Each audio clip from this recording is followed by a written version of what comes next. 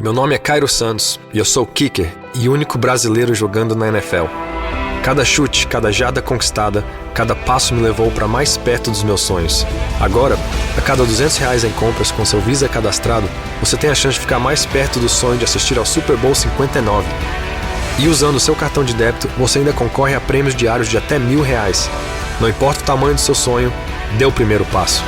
Visa, apoiando seus passos aonde você quiser chegar. Tá a fim de ver os grandes craques do futebol europeu? Tá com aquela vontade de ver um golaço? Um clássico do futebol inglês ou El Clássico espanhol? A gente tá contigo e com o Vini Júnior, o Haaland, o Mbappé e muito mais. O Disney Plus tá com tudo e o melhor futebol do mundo tá no Disney Plus. Assista ao futebol europeu ao vivo no Disney Plus.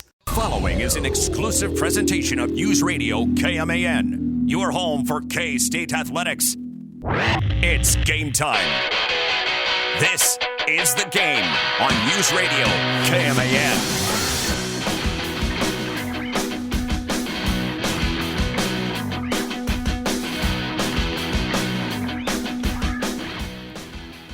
Man, KU, you can't be doing all these deals on handshake agreements. Didn't you learn anything from UNLV this week? And this is unraveling quickly. Many reports have already said, this is a big report earlier today. 72 hours prior to kickoff, KU has no signed contract with the Kansas City Chiefs to play at Arrowhead Stadium. So let's get this right. They have no signed contract for playing at Arrowhead this week.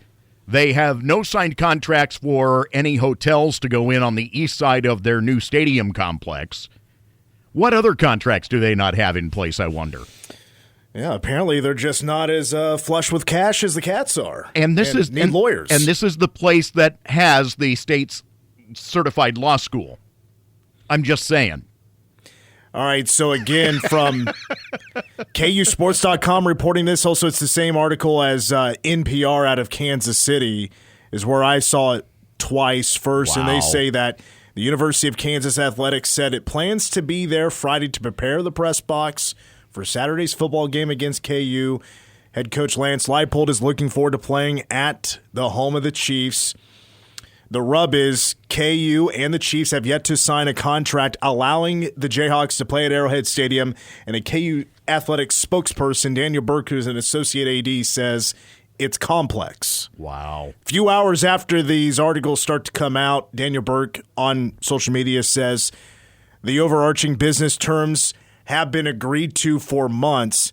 Like any complex agreement of this scope, there are many moving legal parts. The agreement is in signature process, and we're excited to play there this season. Now, I'm not a lawyer. I don't do this kind of paperwork. I don't know what all it takes to,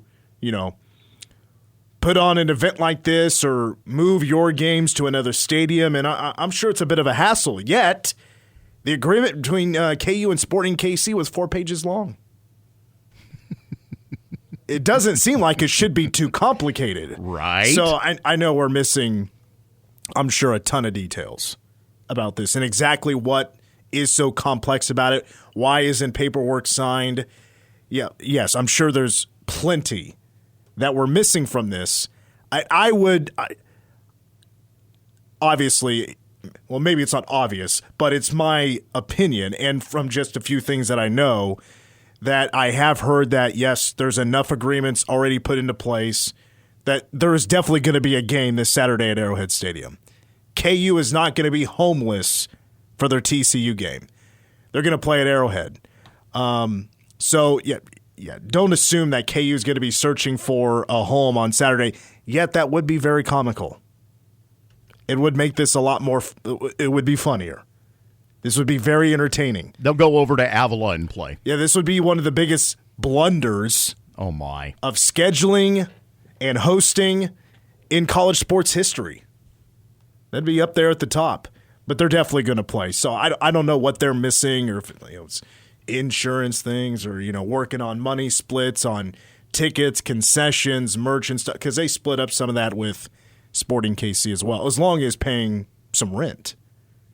I think they paid $100,000 or $150,000 or something like that to rent out Children's Mercy to play their first couple of home games in non-conference play.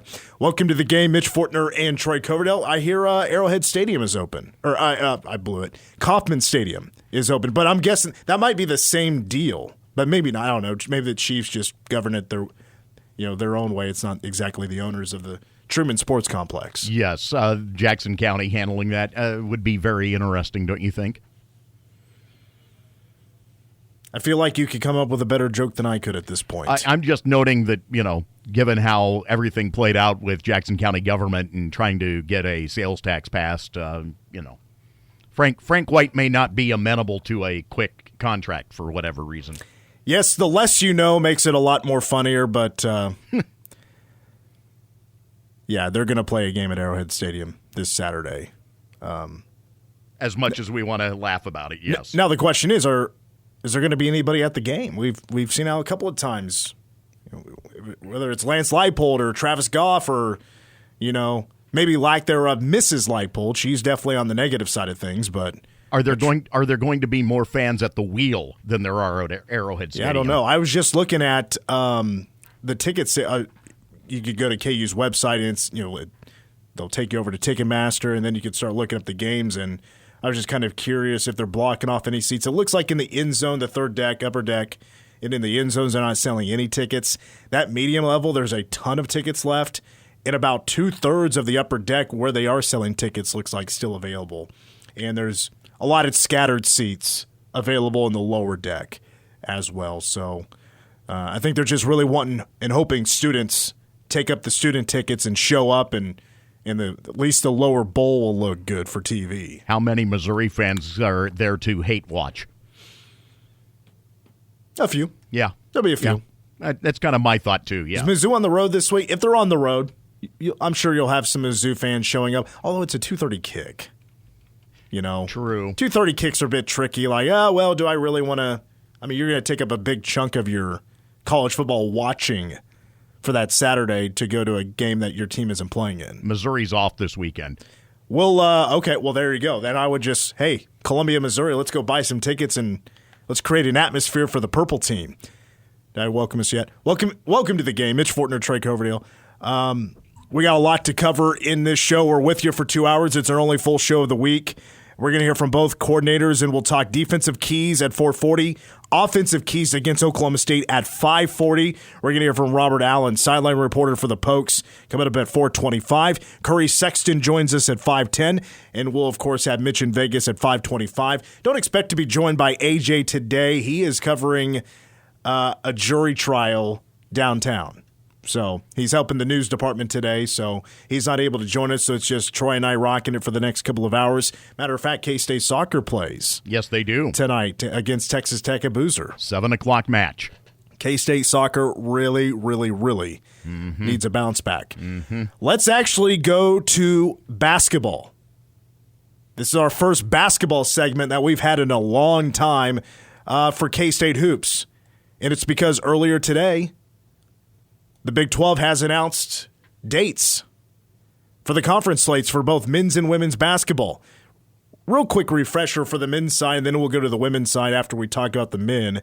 The home and away, Arizona State, Cincinnati, Iowa State, KU, Oklahoma State. The home-only schedule for K-State is Arizona, Colorado, Houston, Texas Tech, and West Virginia. And away only is Baylor, BYU, UCF, TCU, and Utah. Said months ago, when this came out, loved that break. I really love that schedule for this team. Now, here are some takeaways from the men's side of the schedule. Now, the full schedule's at newsradiokman.com, same as the women's. Remember, the men, they're moving on to a 20-team conference schedule. It's going to start at the end of December, and it's going to wrap up second week of March. 10 home games, and there will also be 10 on the road. For the K-State men, they open up in conference play December 30th. That is a Monday against Cincinnati. For TV and time, we do not have any of that yet for the conference slate.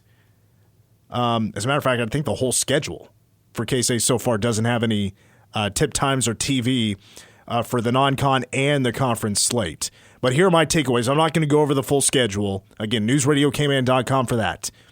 Some things I like. For the weekend games, K-State is going to play 6 home weekend games. I love that they got 6 out of 10 to be on the weekends, because we know fans are coming from all over the state of Kansas to come watch a home game, and you're going to have, I'm sure, 6 full, rowdy weekend games in Big 12 play. To me, that's pretty big. I also like that the schedule, and I'm sure this worked out very well for the Big 12. I looked at other schedules, and there weren't too many big issues about this, because K-State's going to play 4 times back-to-back on the road, 3 times back-to-back at home. But it's not like, all right, you play on a Saturday, you're in Orlando, Florida, and then 2 days later, or 3 days later, or something like that, then you're going all the way out to Utah or Arizona or Colorado, and you got those long trips, and then you're on the road for an extended period of time, and then you come home for whatever. That was avoided greatly. There's only back-to-back road games. That'll be decent travel. Probably will stay on the road, and that's February 1st at Iowa State, and then that next Tuesday, February 4th, 3 days later, that at Arizona State. That's as bad as it gets, and that's not too bad. But the other back-to-back road games at BYU, at Utah, a lot of teams will be playing that. Yep. And then you have KU and Baylor, Texas, TCU, Oklahoma State. They'll probably stay on the road and maybe bus up to Stillwater and save some money that way. It's not bad at all. It really isn't. Great job by the Big 12 scheduling to avoid crazy road trips for teams where they're just going all over the map. Big thing they avoided there. Now there's a couple of stretches that are going to be major keys. Major keys. And this stood out to me right away, and that's K-State has a 4-game stretch that can make or break any team in this conference. And it's pretty early. It starts early January 11th, where K-State will play back-to-back home games and then back-to-back road games. And these 4 opponents, I could see all of them being preseason top 25. You're you're hosting Houston on Saturday, January 11th. You're hosting Texas Tech 3 days later on a Tuesday. And then you're on the road at KU on Saturday, January 18th, and at Baylor Wednesday, January 22nd. To me, that's the 4-game stretch out of the 20 games. The 20% of the schedule that I feel like is K-State's biggest test. This schedule just highlights, however, what a conference chase this is going to be. I mean, that 4 games alone speaks volumes about the caliber of this conference. And like what we saw with the SEC in the preseason top 25 for college football. Oh, basketball is going to be so loaded. It could be very similar to that. Because I think the SEC had 8 in the preseason top. The half of the Big 12 could be preseason top 25. Now, here's one of the back-to-back home games that I was telling you about. How about this? Back-to-back. By the way, both KU games on Saturdays. Like it. Saturday, February 8th, hosting KU. 3 days later, back in Bramlage, home game, February 11th, against the Arizona Wildcats. Back-to-back at home, KU and Arizona. That's pretty big. That's tremendous. Now, here's the other thing I noticed about the schedule. There's going to be almost every weekend Sunday games. Most Sundays there's just 1, but some do have 2 games. Prime TV right there. And somebody was going to get caught playing Super Bowl Sunday. So that's actually when I noticed the Sunday games. I went and looked because I was scrolling and I did not see K-State popping up. So I was like, all right, who has to play February 9th? It's Arizona State at Oklahoma State. A game probably nobody will care about. That may be a CBS game, just because. Well, is it counter programming? Who's carrying Fox. the Super Bowl this? Oh, okay. It won't be during the Super Bowl for sure. Correct. But it'll be probably like 11 a.m. But that's why I was something. saying CBS would be a prime spot for that ball game to land. The Cats will play 2 Sunday games, Sunday, February 23rd against Arizona State, Sunday, March 2nd, Colorado, both Sundays, both at home. But the media got a chance earlier this week to speak with head coach Jerome Tang, who talked about the biggest challenge right now for his team. The talent level that we have higher than what we've had before across the board. And so that's fun to work with. And then now it's just about like an alignment to the assignment. Can we get everybody in line to what it is that we want to accomplish this year? And so that challenge is also a lot of fun. This team going to be led by, of course, the only returning starter in David Gasson, but your point guard is Doug McDaniel, the shortest guy on the team, and he brought that up, I think it was earlier today at a press conference, so he's going to have to work harder, have more of that dog mentality. And Coleman Hawkins, who Coach Tang talked about as well. He's done a really good job of rehabbing his knee and changing his body. He's really embraced Phil and what we're doing in the weight room, and Luke, what we're doing rehab-wise. And, he knocked out Shark Week. For a kid who spent 6 weeks in rehab and a slow build-up to getting in shape, the way he responded to that challenge was super impressive. And, his basketball IQ is really going to help us. This team has the absolute opportunity to be deep, give opposing teams multiple looks they can adjust to any lineup that a team puts out there on the floor with, because, they have a lot of tall wings. This is a tall team. This is an athletic team. And right now, Coach trying to figure out what these guys can do over the next couple of weeks to determine what roles are going to take place for individual players. They will get a chance to tell us what they can't do, and then we'll go from there. Right now, as a staff, we feel like we do have guys who are versatile and can play multiple positions. But like I said, over the next 2 weeks, they'll tell on themselves. So again, K-State's. The home and away that they drew, you got a little bit of everything from top of the line to bottom of the Big 12 maybe to middle of the pack, and even, in that top 5 like in Iowa State, who could, I think Iowa State might get some first-place votes in the poll.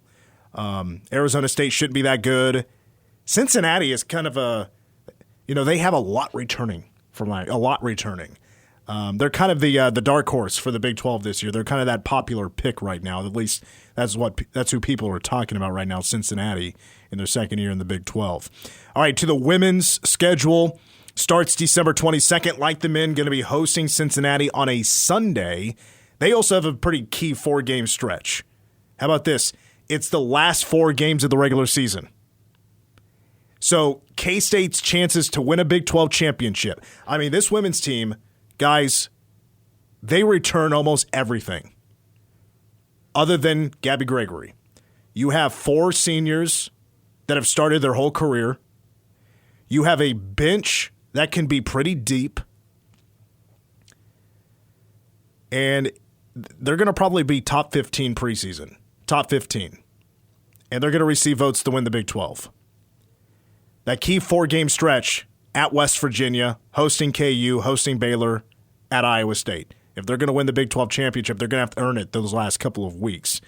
Let's hear from K-State head coach Jeff Mittie. And I would expect a decent amount of these conference games to potentially, I don't know how many, I say decent, maybe 3 or 4 potentially. You never know, to be nationally televised.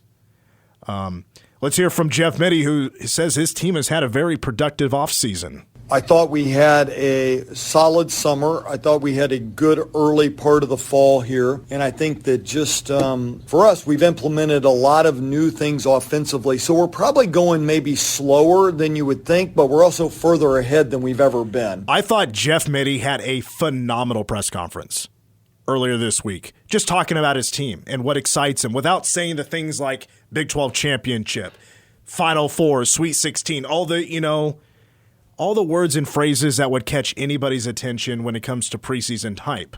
Heck, this program has the best recruiting momentum we've seen in 20-plus years right now. They already have a 5-star and a 4-star ready for the 2025 class, and they're potentially going to be adding a 4-star here very soon. Don't know yet, but that's very possible. They are going to have a lot to replace. But this team is built for a deep run this year, where he feels like the team should be better. Here's Coach Mitty. We need to shoot the basketball better. Our group has worked extremely hard. Our returning group has worked extremely hard. We already talked about Terran Sides. I think Terran Sides can make a big difference there. I think Poindexter can make a big difference. Defensively, we were a good defensive team last year, but I didn't feel like we turned the other team over enough. The two areas I'd like to see improved is one, I'd like to take it away from the opponents more, and I'd like to defensive rebound better. Going to touch on a couple of players that are not Aoka Lee, Serena Sundell, or the Gwynn twins. Who's the newcomer that's going to be a starter and maybe take over for the Gabby Gregory role is Tamira Poindexter, the transfer from Tulsa, who was one of the nation's leading scorers last year, was a phenomenal shot blocker, rebounder, three-point shooter. What Coach Mitty likes about her so far is she's being aggressive. I think she can be a really good defender. I think she can really add to that piece. This is a player that had over 50 blocks. This is a player that was very, very active defensively. She can be a more efficient three-point shooter. I think she took some tough threes last year. We want her to have the ability to knock those tough ones down, but also get more easy ones for her. One other player, we got to go back to the bench because this has to be one of the reasons why K-State does go on a deep postseason run this year, and that's having a deep bench, be able to play a deep roster.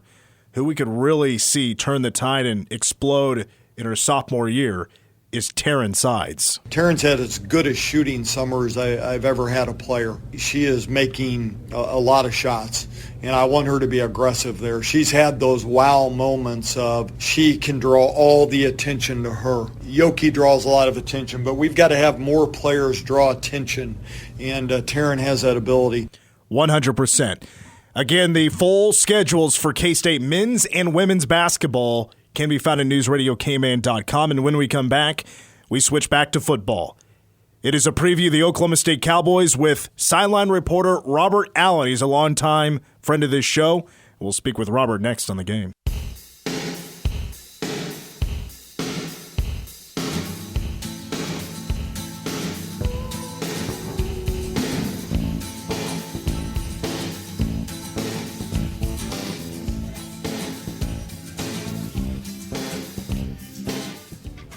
We are back. Mitch Fortner, Trey Coverdale. How about the Coliseum there in Oakland?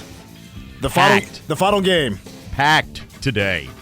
Packed to say goodbye to the A's. The thing is, if you add up all the fans at the previous 81, right, or previous 80 games, you add it all up, I'm not sure it equals what was out there today. Yeah, and you know what? I really hate the fact that they essentially were giving John Fisher free money today.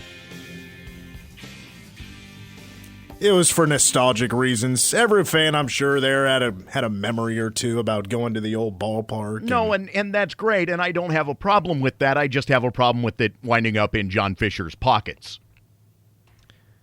You telling me you didn't have to give any freebies out for this one? No. Hey, free parking. You don't want to know what the cost to get in today was. Oh, yeah, I remember hearing about the ticket prices being inflated because it was the last home game. Yeah, John Fisher is one of the worst people on the planet right now in my mind. It's against the Texas Rangers, and right now it's 3-2 A's in the 7th inning. So will they win the last one? Stay tuned. Did you see the really bad shadow hat that New Era did that basically had the A's logo and then two S's behind it? There's been a lot of questionable New Era designs. Yeah, New Era or just wardrobe designs in general for baseball over the last decade. Okay. Yeah, there is that.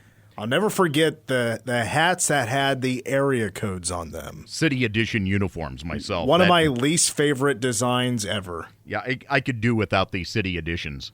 Most of them just downright stink. Saturday here on K-Man and over at 101.5 K-Rock, also online at PowerCatGameDay.com.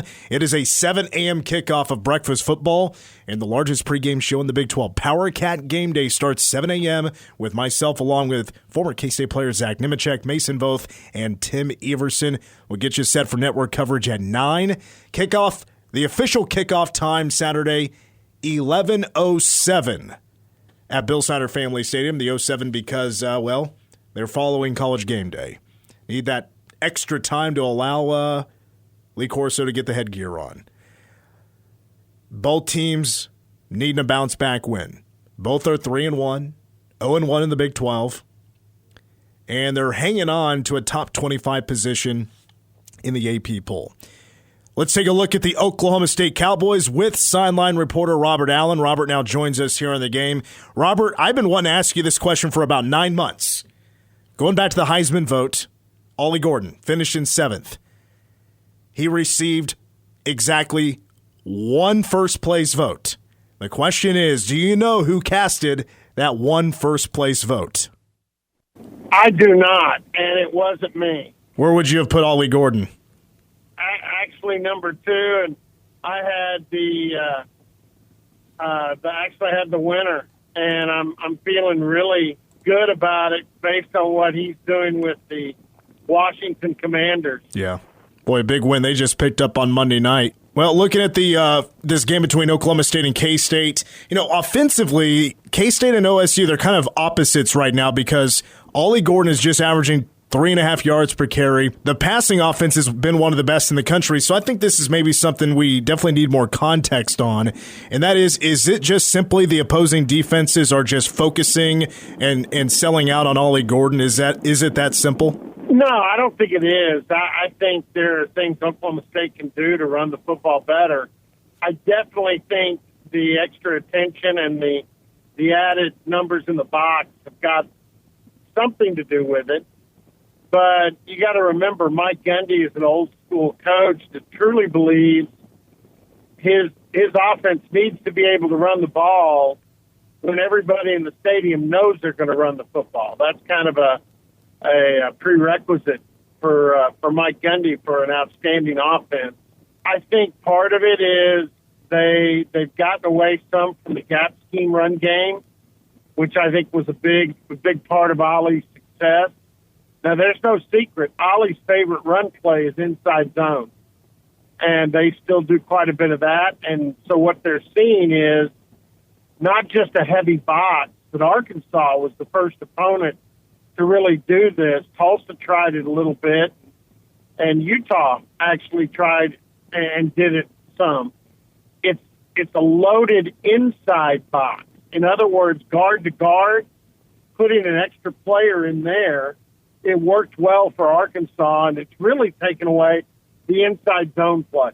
So Oklahoma State needs to concentrate on the outside zone, and they need to concentrate on some of their gap scheme, counters, pin and pull material. And they haven't done it as much as I would like. But once again, I'm just a sideline reporter. Well, last week it was both rough games for K-State and Oklahoma State. The difference was K-State just couldn't ever really recover, although just some freak things did happen, but just failed to score points other than a field goal in the second half.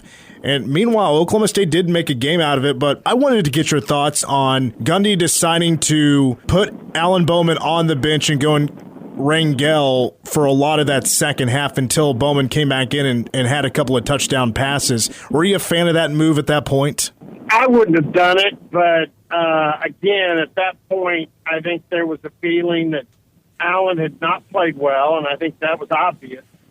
I mean, he had really struggled, was missing receivers, open receivers, and also was showing some of his previous bad habits. Throwing off the back foot, happy feet, not getting set before he threw the football. So I understand it. I'm pretty conservative. I'm going to go with my guy. And it was 10-3 at halftime. I mean, it wasn't a game that was even remotely out of reach. So, but once again, Mike Gundy's won a lot more football games than Robert Allen has. And so I can't argue it. But it was weird. I mean, it really was weird. Because I didn't anticipate that happening. Mike Gundy is usually pretty conservative about making a change at that position as well. So, 6-1,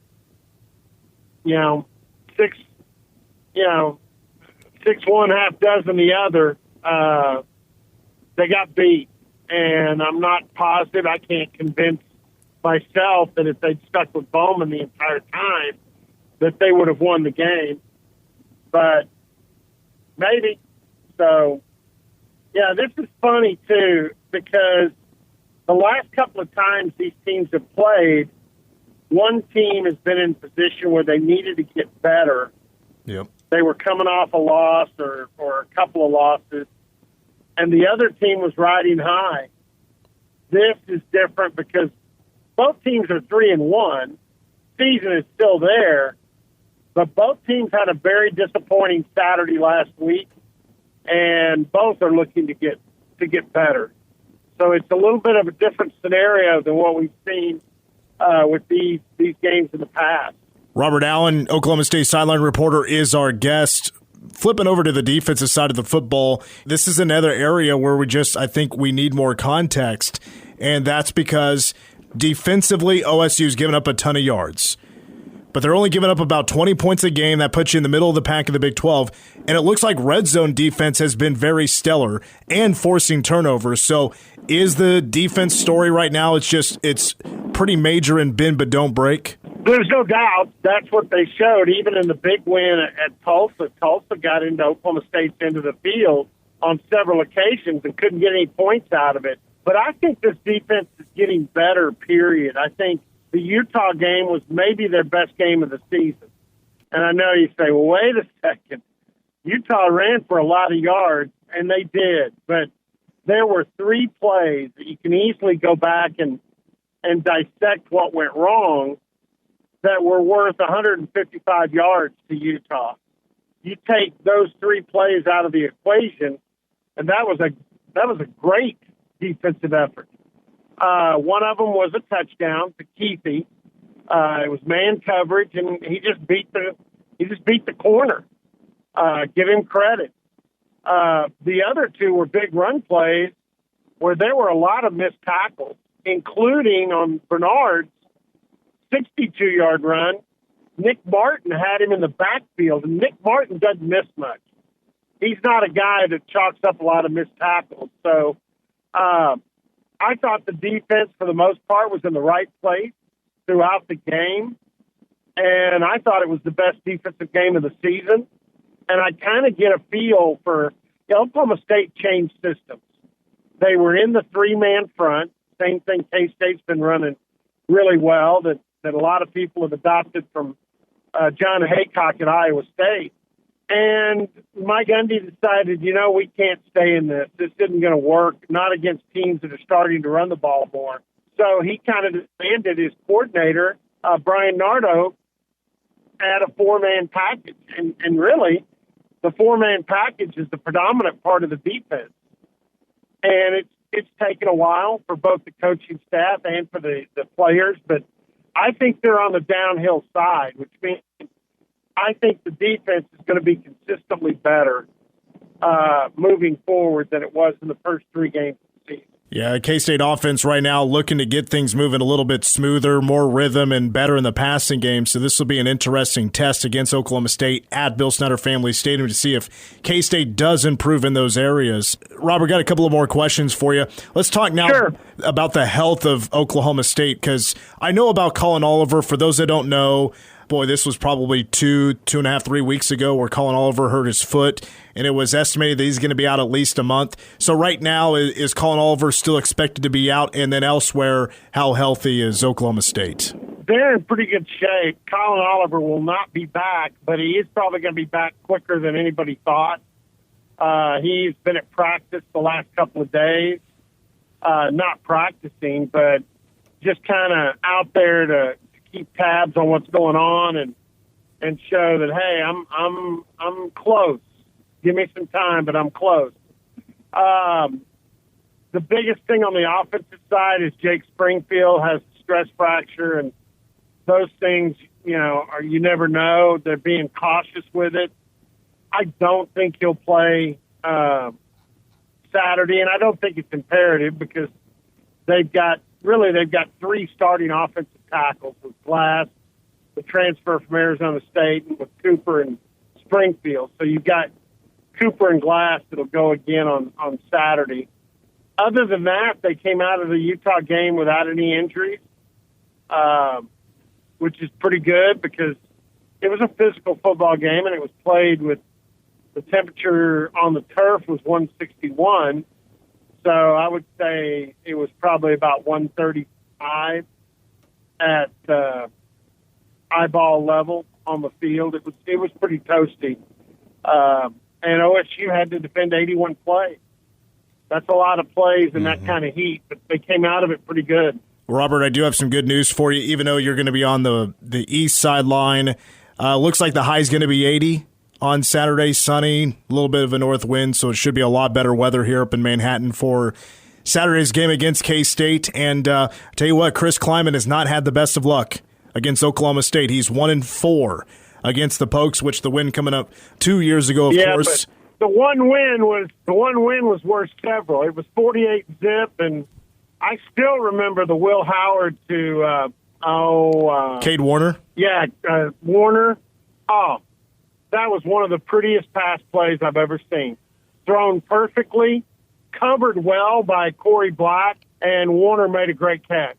And on a fourth down play at midfield, it doesn't get any better than that. Of course, it went on to be a 48-zip win for the Cats. So, yeah, you got to admit, the guys coming back this year to Manhattan that have been there, their last trip was kind of shell-shocked. So the Cowboys need to get over that. Yeah, so many memories from the Chris Klanderman era against Oklahoma State. You have the band in the COVID game. You have Ollie Gordon's really breakout game against K-State last year, even though he did well in the Iowa State game.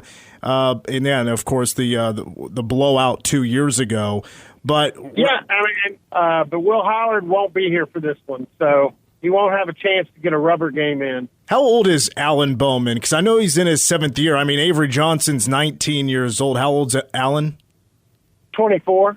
Yeah, so a little bit of age difference. Yeah, Avery would have been in middle school by the time Alan Bowman graduated high school. To wrap up, I just want to get what you feel like is Oklahoma State's biggest key to come out of Manhattan with the victory and they get that bounce-back win they need. Well, I would say first to be able to run the football. I've been waiting for that, and I think it's important. Certainly you need Alan Bowman playing at his best, and that's what you're talking about. I mean, Oklahoma State's 15th rushing, 15th in pass offense, and K-State's almost the exact opposite. I think it'd be great if Oklahoma State could run the football. The other thing is if they could get off to a good start. I mean, because K-State's a tough place to play, and if you get off to a bad start and get those Cat fans and that student body really going with Wabash Cannonball, it becomes an even harder place to play. So fast start and being able to run the football would be two big things for me. All right, Robert, really appreciate your time. Safe travels up to Manhattan, and we'll see you on Saturday. Thank you for your time. Hey, no, I appreciate it. Thank you. Again, that is Robert Allen, Oklahoma State sideline reporter, joining us on the game. Let's take a quick break, and when we come back, we'll wrap up the hour with hearing from defensive coordinator Joe Klanderman with the media just 2 hours ago, and the defensive keys for the Cats against the Pokes next on the game. Before we look at some defensive keys for K-State, let's hear from K-State for a couple of minutes. Defensive coordinator Joe Klanderman earlier today with the media. What's your evaluation of how the defense played at BYU? You know, we've got to get ourselves off the field. We had opportunities to turn them away after sudden change. That's something that we talk a lot about as an opportunity to show everybody how good we can be, and we didn't get them off the field in sudden change. So I think that there were some good things certainly that happened, and then there were some just critical errors that we made that ended up being major plays. I think of one at the end of the game there where we missed about 6 or 7 tackles, took some poor angles, had some poor, just bad ball. And then we made a couple mistakes in man on some exchange things that we were working on, and it was just overall I think we could have been better. It's been kind of a so-so year so far for Gordon, but obviously Doug Walker, award winner. How dangerous of a back is he? Extraordinarily dangerous. Yeah, he's just a powerful runner. He's got a great stiff arm. He's difficult to bring down. I think he does a really good job with his lower body of evading people in the hole. and I can't explain why he hasn't gotten going, but I don't want us to be the ones that gets going on. I mean, he's, I think they're an RPO-based team, and I think sometimes people are putting a lot of people in the box to get them to throw the ball, and as such, he doesn't get as many carries, and people are trying to take him away that way, and that's, probably a pretty smart idea because he's a good football player. All right, that's once again Joe Klanderman earlier today, defensive coordinator for the Cats. So, a couple of things immediately come to mind about keys in this game for K-State. First of all, I think it's actually, this has kind of been an offensive key, but a fast start. Get off the field on that first possession for Oklahoma State can certainly set a tone. Last week against BYU, that's exactly what K-State did. They had some luck on their side. There was a couple of drops by BYU, but they were able to get off the field, and it's 3 and out, and the ball goes right to the offense. That creates a different momentum, especially when you're at home and the crowd's making some noise, and then they get behind the offense. Now, even though Oklahoma State has not had really any success so far this year in the running game, with the exception of the South Dakota State game, you still have to respect Ollie Gordon. He was 7th in the Heisman Trophy vote last year. He racked up, a ton of yards last year with, as I pull this up here, over 1,700 yards a year ago for Ollie Gordon. However, right now, just 3.5 yards per carry. He has scored 4 times, but 3 of them were in the game against the Jackrabbits, opening up the season. His longest run this year is 22 yards. Yes, opposing defenses are stuffing the box. I'm interested to see how K-State plays this. I don't honestly expect that. It's just your typical defense with the guys in the box with your 5 defensive backs, because you have to respect the passing game for Oklahoma State. But if you can keep Oklahoma State one-dimensional, that's big. Ollie Gordon already has a history of running all over you if you're K-State, and that happened last year. $136, 6.5 yards per carry, and he scored a touchdown for, what was it? He had a 40-yard run against K-State last year. He has that history, and that was kind of a breakout game for Ollie Gordon, especially in Stillwater after a handful of games of just not a lot going on. But over the last 3 games for Ollie Gordon, his best game was 49 yards against Arkansas, 2.9 yards per carry. I would assume Ollie Gordon gets going at some point. You just hope it's not against K-State. However, K-State against the run has been pretty solid this year. Against the run, 15th in the nation, giving up 83 yards per game, 17th in the country, allowing 2.75 yards per carry. If Oklahoma State's going to beat you, they have to do it in the passing game. They can't be two-dimensional in this contest. Plus, you got to respect the passing game because it's been successful. Alan Bowman, however, he has 4 interceptions on the year, and some of them have been pretty bad tosses.